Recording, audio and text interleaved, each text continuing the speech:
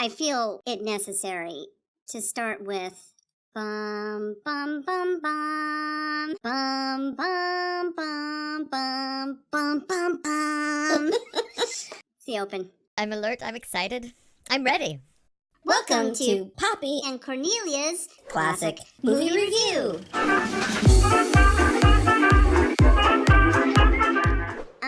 Alright, so as you can see, we have a very special guest today. My awesome friend, October Cornbloom. Hi, October. Yay! Yay! I'm so happy to be here. Thank you so much for coming on. Thank you. This is a wonderful theater, by the way. It smells like butter. That's offensive.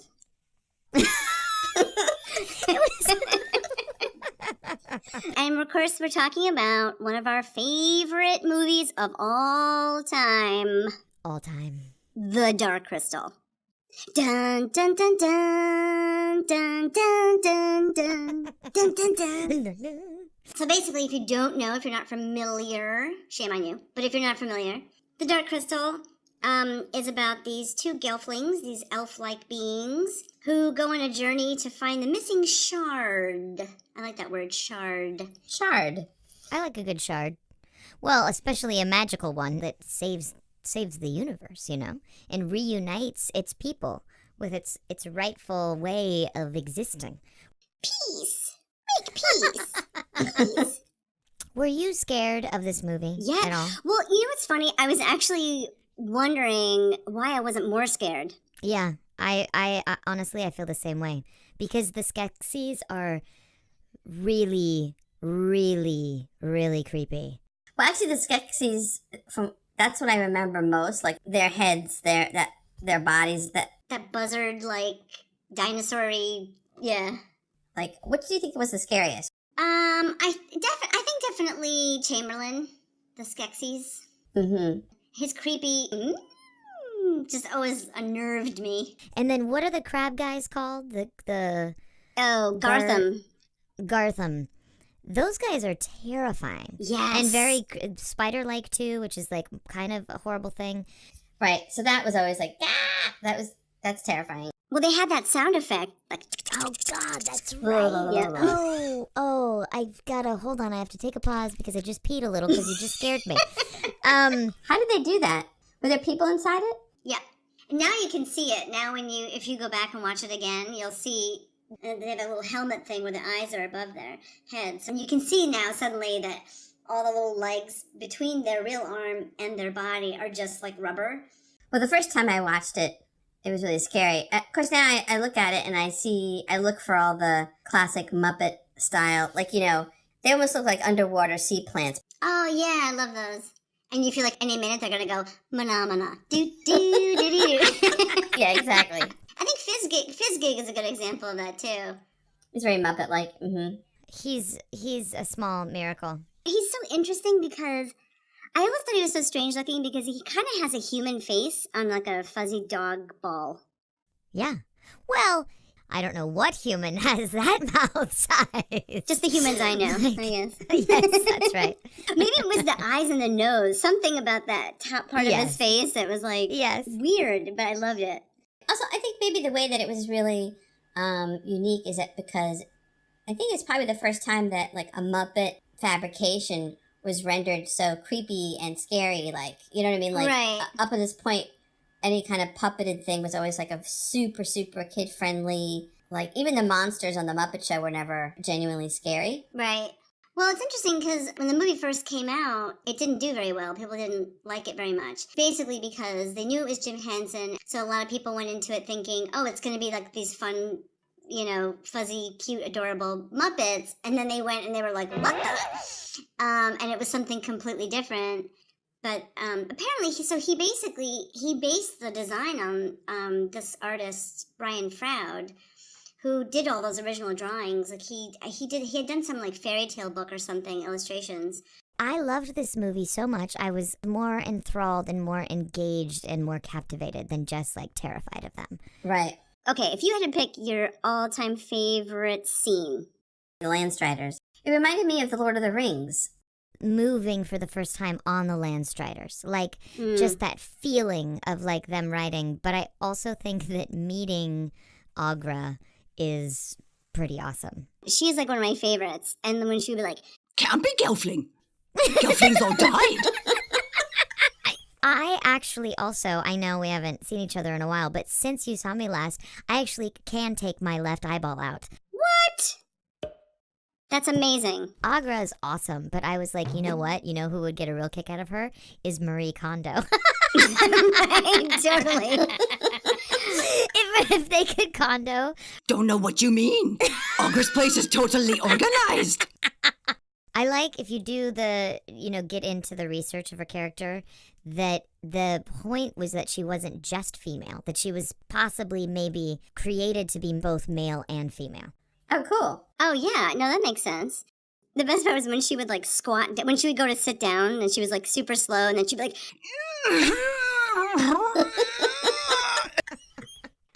I'm remembering the mystics, the Uru, yes. Is that how you pronounce them? I think what so. Are they called? I think that's right. The mystics. I can almost get, like, emotional still to this day, because to me they were, like, the most comforting.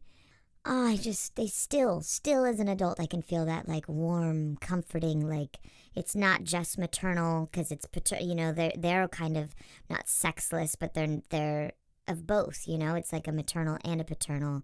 And just, I remember that feeling of being like, wow, everything's going to be okay.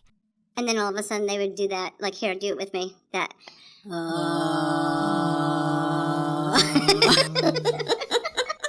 What's your favorite scene? I think definitely the Landstriders, for sure.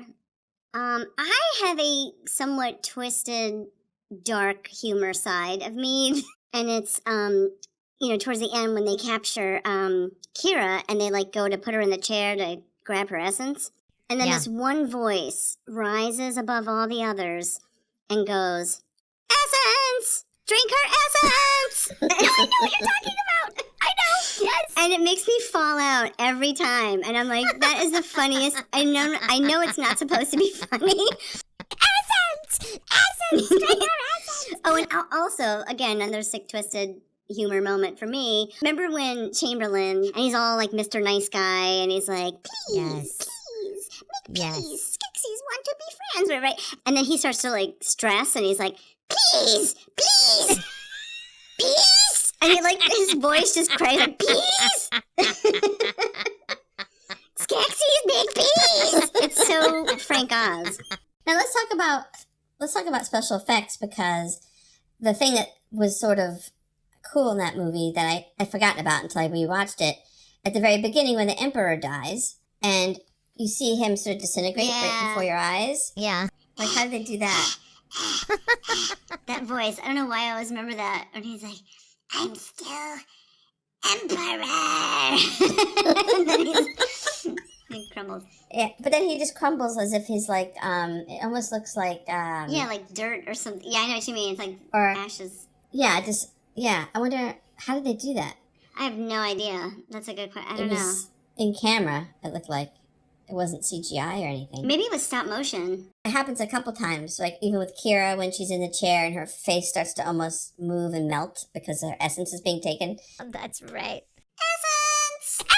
Drink her essence! Okay, we just came up with the best perfume commercial. The new perfume for skeletal humans. I'm too Skeksis for my shirt. Yeah, and then the very end it just goes,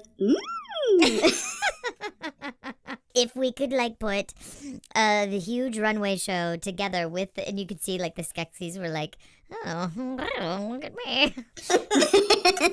And they were like, essence! Capture my essence!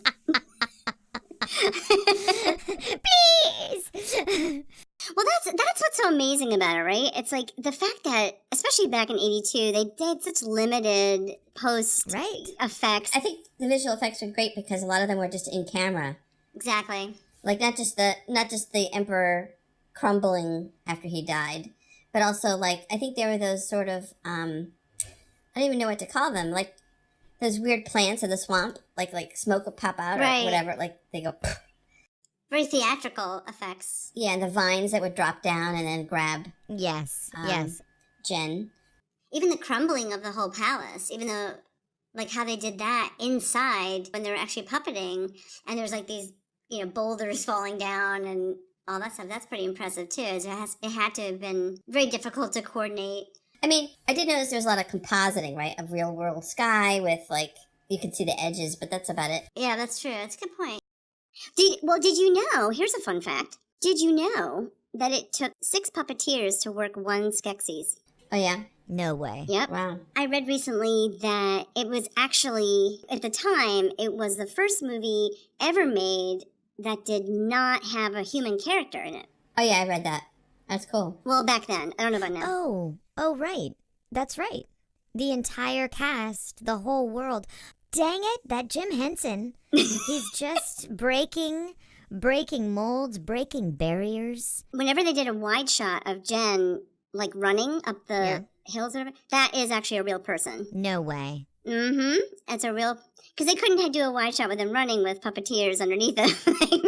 But it's so seamless. Like, you don't even think about it because you so relate to them as real characters that you kind of forget that. Right, well, there's so much going on. It's just so cool to watch. There's a lot of people in the costumes. Yes! Like humans. The Landstriders are real people on stilts, but not just leg stilts, but arms and leg stilts. So that's amazing. Yeah, exactly. And the fact that they're running basically Yeah. on their hands and feet on stilts down a hill in real life. Let's give him a hand. Did you know you can see this movie on Amazon Prime? Woo! That's my reaction to that. For free. For free on Amazon Prime. If you have Amazon Prime. Yeah. Well, who doesn't? I mean, it's you the know. world we live in. Right. We make sure that Jeff Bezos is good and Steve Jobs, his family, is good forever. And as long as they have the Dark Crystal, I'm good forever. Dun, dun, dun, dun, dun. Dun, dun, dun, dun.